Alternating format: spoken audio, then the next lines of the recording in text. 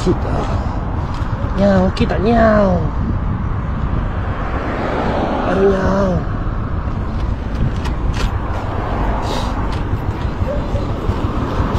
Aduh. Nyau.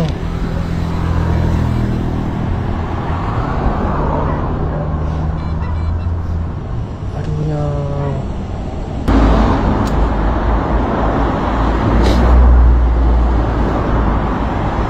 Nyau. Aku nak buat apa ni? Aduh ya Allah. Sabar. Sabar.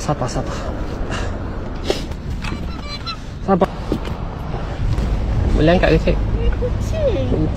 Beg kat depan saya nampak.